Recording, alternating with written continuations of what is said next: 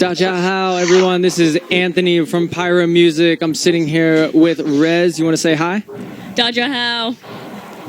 So this is your first time in China, correct? How are you liking it so far? I love it. I think it's amazing here, and I definitely want to come back. Really? Have you tried any spicy food? No, actually, nothing too spicy. I tried the famous like dumpling things here, and they're really good. Yeah. Mm-hmm. So you're pretty like new, recent, like within the past year, like blown up. What are the highlights that have happened? There's been a few. I think one of the highlights was touring with Deadmau5 on a bus, and then aside from that, I just played this festival called Shambhala, which was like my favorite show I've ever played in my life. I played like a prime time 2:30 in the morning slot, and for that festival, that's like a headline slot.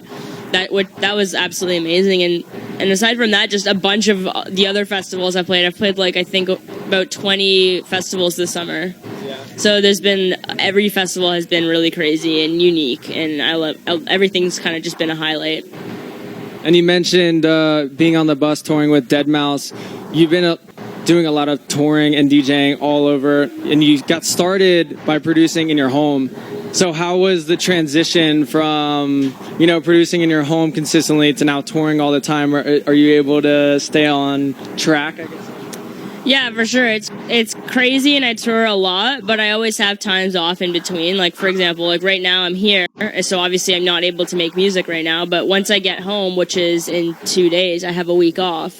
So during that week off, like it seems like I tour 24/7 because I'm playing so many shows, but I definitely do still have time to myself. Like Edge on this platform, Pyro, was like #1 on for like weeks. So like I wanted to ask you, how does it feel to know that like your music is reaching like the middle kingdom on the other side of the world before you have even visited?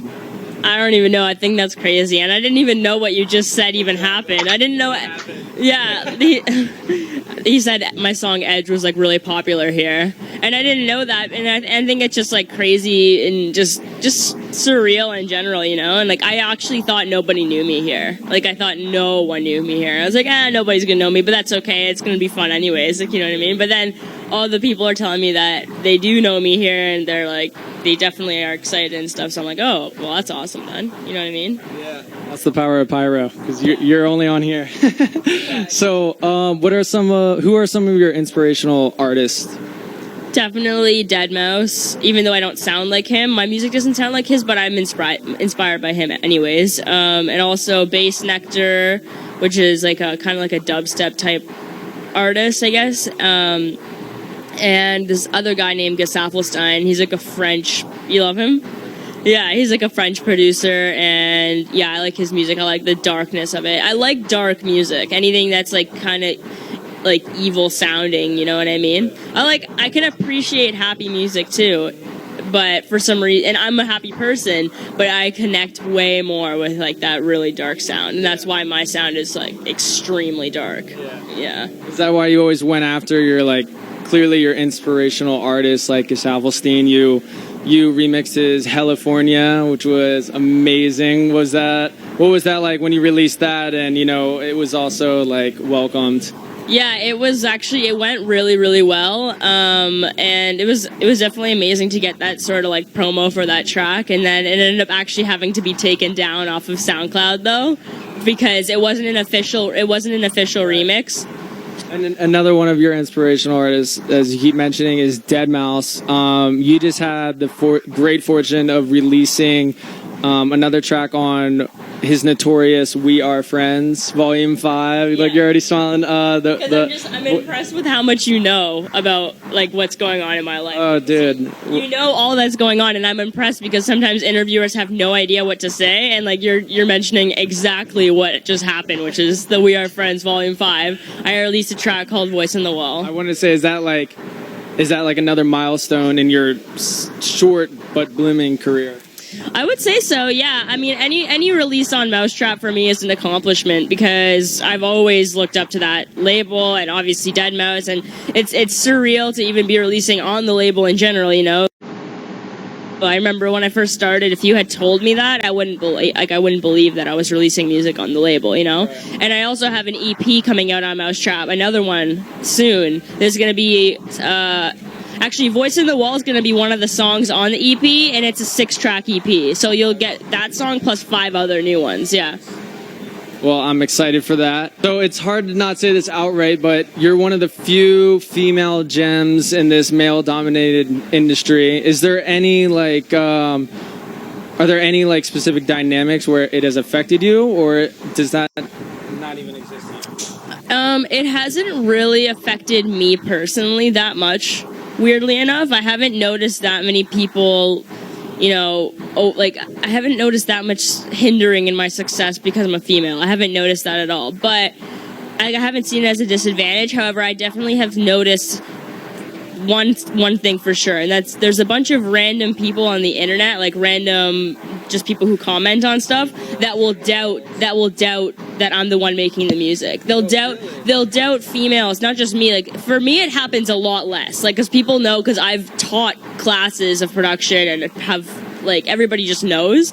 But the new people who don't know who I am and they're just stumbling upon me, that don't know anything about me, they just see me as a young girl that's a girl and she's succeeding very quickly, so it doesn't make sense to them. But does it affect my success? No, it doesn't at all. Because the artists and, like, the people who you actually need to impress, you know, whether it be managers or club promoters, artists that you love, they're supporting me. They all support me. Yeah. So it's like when you get their support, a lot of the real people out there, fans and stuff, they'll appreciate that too, and they'll understand. They'll respect you. I know like what you went through to get to where you are. Like you put in so much hard work. Like I can't even count. You probably can't even count the hours that you put in to learn. You know, your Ableton and all, whatever you make music on. Ableton. It is Ableton, correct? And you just did it for like, what, a year straight? I basically did it for about a year and a half straight, solid in my room, nonstop, like 10 hours a day.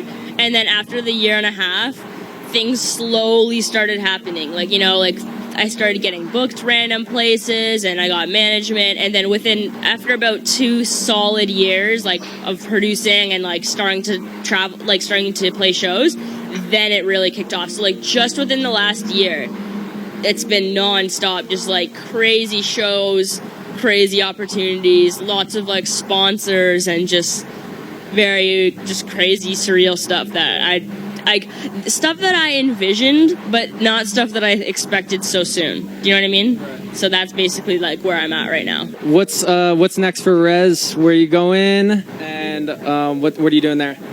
Well, I have an EP coming out on Mousetrap, and that's like the 6-track one. Aside from that, I have it's called Something Wrong Here. Yeah, Something Wrong Here. That's what it's called. Very strange. But aside from that, there's a lot going on. I'm going on a really big tour in October, but I can't name the artist who I'm going with yet because it's not announced. It's getting announced like in like a week, but it's me and this other person that's kind of really, really doing well right now too. We're both kind of doing really well, and we're gonna tour together, and it's gonna be good. It's all around like America. It's like an American tour, maybe some Canadian dates too, I think. But yeah, that's what I'm looking forward to right now. It's definitely gonna be a really big one. There's like, I think there's like 18 or 19 different dates just for like the 1 month or something like that. And aside from that, I'm just like excited to keep making music. Like, I'm always working on the next thing, you know what I mean? Like when The Silence is Deafening was finished, I immediately started working on the next project, like the next EP. And I don't know what I'm gonna do next, whether it be an EP or like just focus on like a single or like focus on like maybe even more than that. But I'm just gonna kind of make music and see where it takes me with regards to like how I plan on releasing it next. Oh, I also have a collaboration with this guy named Rado. He's a French producer, and that's coming out next week. I forgot to mention that. So I have a new song coming out next week. Cool. Yeah. Yeah. All right, well, we can't wait to hear all this new content that you got coming out. I know I'm not alone. Everyone in China is definitely eagerly awaiting new content. So thank you for stopping by. This is Anthony at Pyro Music. You want to say bye-bye? Bye. Thank you.